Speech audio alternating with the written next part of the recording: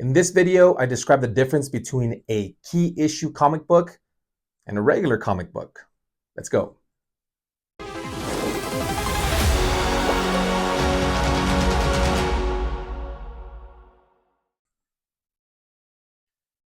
Hello, YouTube. Axiomat here once again.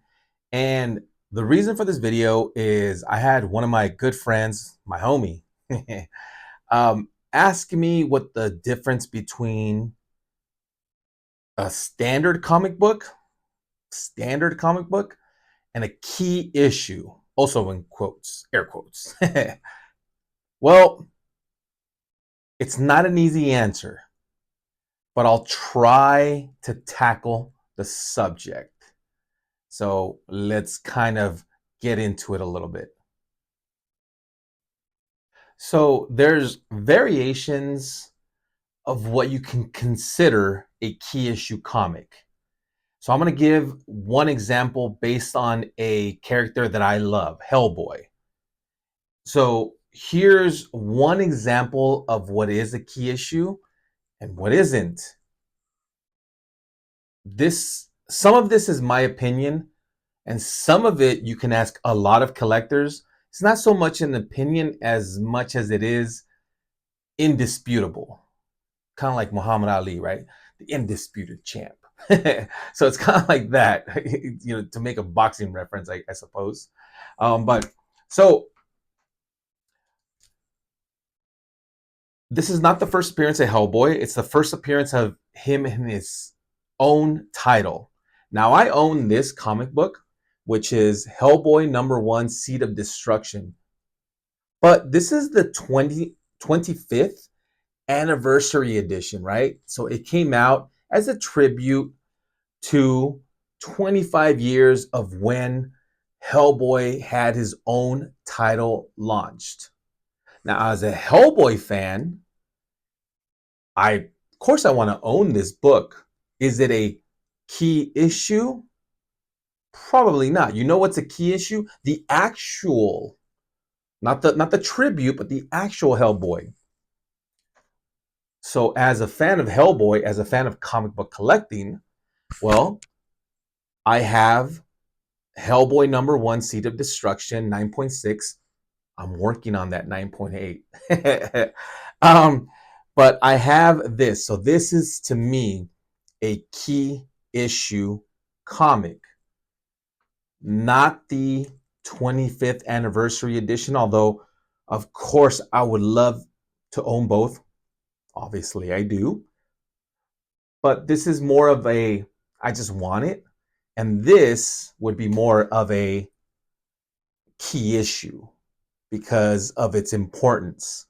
It does have first Hellboy in his own title in the description that CGC puts on there. Sorry if you can't really read it, but it clearly defines this as the first time that Hellboy has his own title, hence the key issue. But here's one more example. Now, some key issues are irrefutable, as I mentioned before. Case in point is Detective Comics Batman first appearance of Batgirl, right? Or Batman first appearance of Poison Ivy. These are first appearances of major characters that have affected the mythos of said titled character, right? In the Batman mythos, Poison Ivy and Batgirl are clearly iconic in our day and age to the Batman symbol, character, mythos, etc. So these are irrefutable. These are key issues, not just because they're old, but because of what I've described. Now, this book, Batman 608,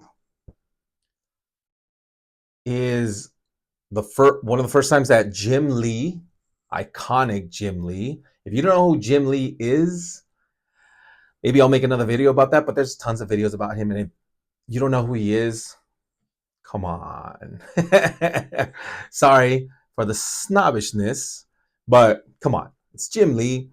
But this book in the Batman run, it's issue 608, launched one of the most iconic Batman stories of all time, which was the Hush storyline.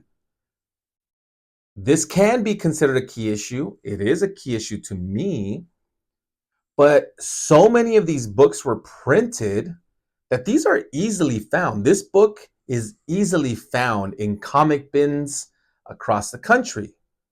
And when you go to a comic book show or a comic book store, even in high grade, you can usually find this book for about, $20, $30. It's not that expensive. Side note, price doesn't always mean that it's not a key issue. So keep that in mind. But I did want to bring this specific book up. Also, equally this is an older book to this one, which is Batman #1, The New 52, which kicked off a whole new series of DC Comics, The New 52, and it launched the brand new story into the Batman Legends, one of my favorites, written by Scott Snyder, the great Scott Snyder, drawn by Greg Capullo. But it's a newer book.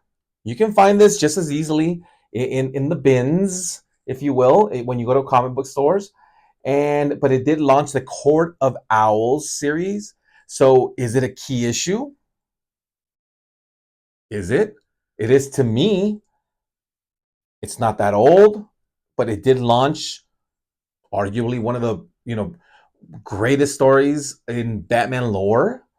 And yet, because of its age and has it, it's not that old. It just depends. So one thing I want to touch on here specifically at this point in this video is how key issues sometimes can get murky and it can get personal. It's very personal sometimes just to you. But let me move on to the next example. Sometimes key issues can be considered key issues simply because you have an autograph on them. The Infinity Gauntlet book #1, there's plenty of them out in print, out for sale. This is a very affordable book. Now, when you buy it, you kind of want the whole series because it's not that long of a series, but this is the most iconic cover, especially with the MCU doing the whole, Thanos, however you want to pronounce it. But why is this a key issue to me? Why am I even using this book as an example? Well, it's because this book I have autographed by George Perez. George Perez. Rest in peace. He's no longer with us. If you don't know who George Perez is, just like Jim Lee, please look him up. Legendary. Yeah, I kind of went a little How I Met Your Mother there. But I had this book autographed by George Perez. Even has the COA, Certificate of Authenticity. And that's why this book means so much to me. That's why it would mean a lot to a lot of people. Some people, some collectors would say, oh yeah, this is a grail. You have the Infinity Gauntlet #1 signed by George Perez. Epic. So in there describes how key issues can be layered just depending on collectability, preference, etc. So I hope you guys are kind of getting what I'm describing here, where there's no right answer and yet there kind of is.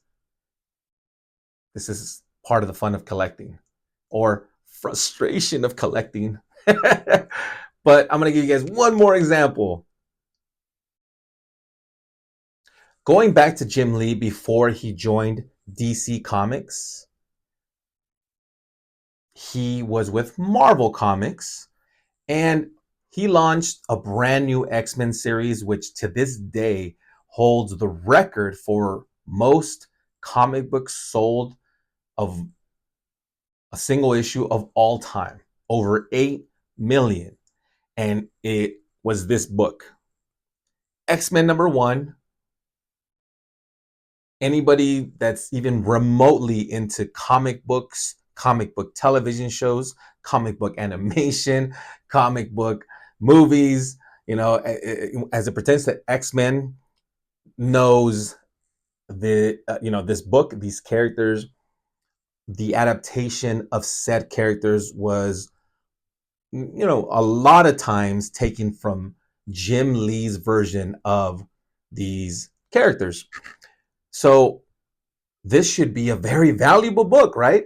Look at this, 9.8. You got the nice little matching label, and how cool. But what I just described earlier here, when there's 8 million copies of this book, well, it's not rare at all. You can find these everywhere. So is this a key issue?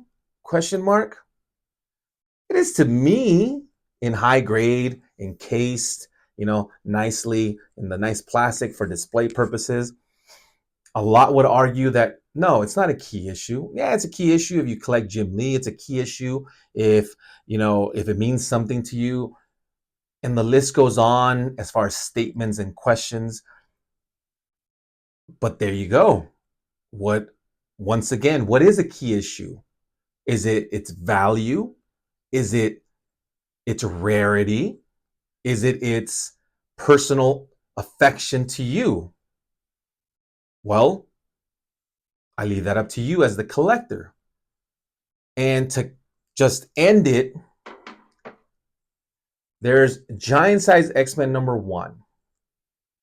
Giant Size X-Men #1 launched the first appearance of Storm, Colossus, Thunderbird, Nightcrawler. The first appearance of Wolverine in an X-Men title.